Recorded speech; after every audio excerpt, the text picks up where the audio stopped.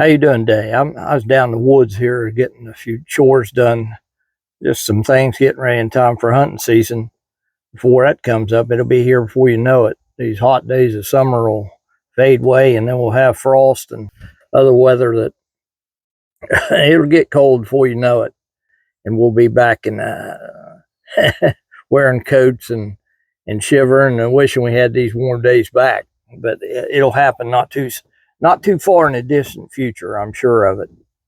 But I was out there thinking the other day, and it hit me, just doing a little thinking, and I got to recalling that this was 2024, and that was exactly 35 years since some pretty big things happened in this country. Some things I think had sort of connection. Most of you that are too young won't remember it. Back in 1989, and some of you weren't even born then, but back in 1989, Pete Rose was the player manager for the Cincinnati Reds. All of you got your opinions on Rose. I've got mine, good and bad. I've got plenty of opinions on Rose to fill up a whole tape with. That aside, Pete Rose was the player manager of the Cincinnati Reds, and I believe he came there in, if I'm not mistaken, 1985. The media and baseball was starting to narrow in on Pete Rose, and I believe they'd begin investigating him for gambling on baseball, which is one of the cardinal rules of baseball. It'll get you a lifetime ban betting on things which your team's involved, particularly if you have any interest in the outcome of the game, such as a manager, a player, a coach, anything. It's been a cardinal rule. It's been there since 1919 when the Black Sox scandal happened. And those of you, I know I wasn't there for that. I don't remember it. But the Black Sox scandal happened in 1919. And it just so happened the Chicago White Sox were playing the Cincinnati Red Stockings. The White Sox were favored to win that World Series. Cincinnati wound up winning. It was later discovered that eight players on that team were connected to gambling and conspired to throw the game. Now, there's always been some doubt about a man named Joe Jackson played on that team. He was often known as Shoeless Joe, and that's a long story I'm not going to get into. But Shoeless Joe played on that team, had an exemplary series. I mean, it was superb.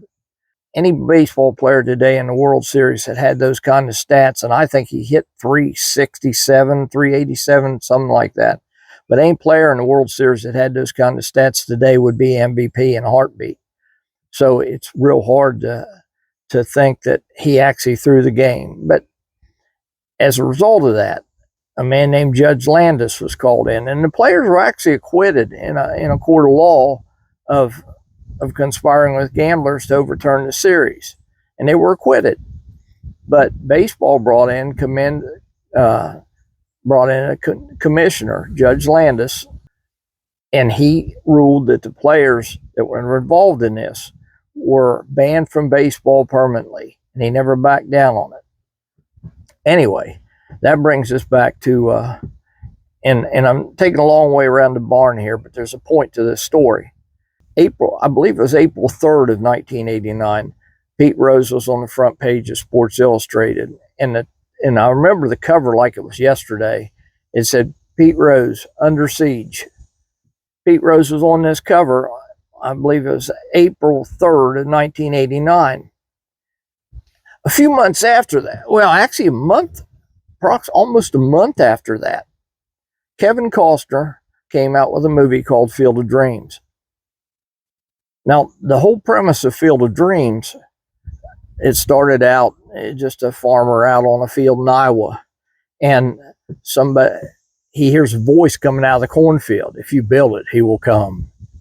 I honestly think the premise of the movie was that if you build it, your dad will come back. But Ray Kinsella, I believe was his name. Anyway, he built a diamond. Costner's character built a baseball diamond, plowed down the corn, built a baseball diamond, and the players would come every night. They would come out of that cornfield and play. And some of them were the members of the 1919 Chicago White Sox. including Shoeless Joe Jackson, who was banned from the game permanently, and who was actually the book that was written. He was a hero, the man that wrote this book. And Shoeless Joe Jackson and others, the other members of the White Sox, would come out and play baseball every night out in this cornfield. And that was the premise of the movie, and there was a lot more to it than that. A lot of it had to do with relationships between fathers and their sons, and maybe healing old wounds between them and things such as that. But the movie was a big hit, and that came out in May of 1989. You got to remember, this is right during the midst of the whole Pete Rose gambling on baseball scandal. So the connections between Pete Rose and Joe Jackson. I mean, Pete Rose was facing a permanent ban from the game, and Shoeless Joe Jackson had been banned from the game. So the whole Field of Dreams, the whole premise of the movie, had a lot to do with things that were pretty well in the news. And I believe some of the popularity of the movie probably involved the circumstances of that day in the world of sports and baseball in particular, where Pete Rose was one of the primary focuses. And the idea that Pete Rose might be banned from this game permanently, I believe, inspired a lot of interest in that film. So the Sports Illustrated article about Pete Rose being under siege about his gambling on baseball was April 3rd, 1989. Field of Dreams came out May 5th. Pete Rose was banned in August, and I believe it was August 24 of 1989. He agreed to a lifetime ban from baseball with Commissioner Bart Giamatti. And there were conditions that he could apply for reinstatement. But all of this, the Field of Dreams film by Costner, and everything that was going on with Pete Rose, his investigation into John Dowd's investigation into his gambling and what was going on in Pete Rose's life, and the film that Costner made, Field of Dreams, at that time, they just sort of are interconnected.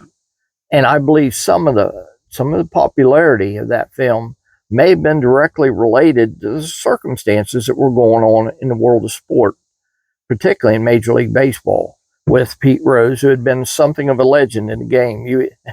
For the most part, when it comes down to Pete Rose, you love him or you hate him.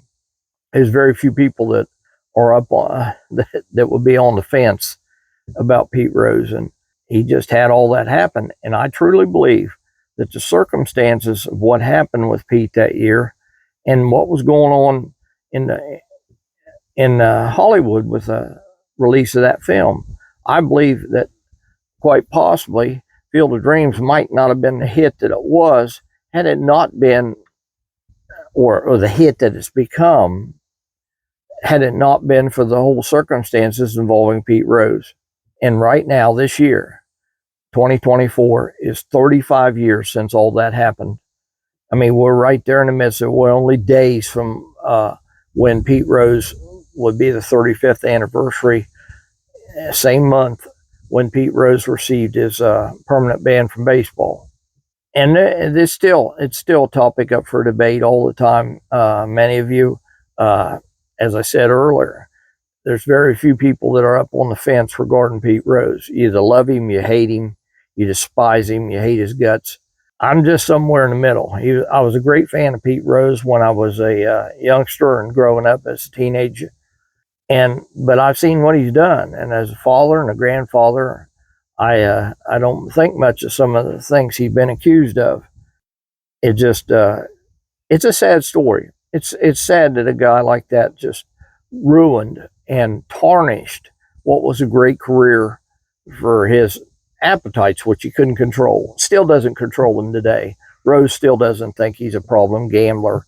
And the point he makes about it is he all the time says, well, I ain't betting the rent money, or I'm not betting the grocery money on it. And he thinks because he isn't doing those things that he isn't a problem gambler. But he's never stopped in all that time. I believe he'd be back in baseball right now had he been willing to as they used the term back then, reconfigure your life. And I believe had he done that, he'd be back in baseball. But Rose won't hardly admit he's wrong.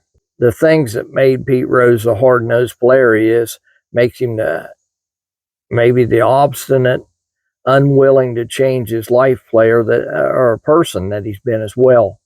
And that's a tragedy. It really is. It hit me the other day about this being the 35th anniversary of Field of Dreams and how much that film in that same year linked to what was going on in Major League Baseball. Anyway, it was just interesting to me. I thought it might be interesting to you. I'll talk to you again later. Bye now.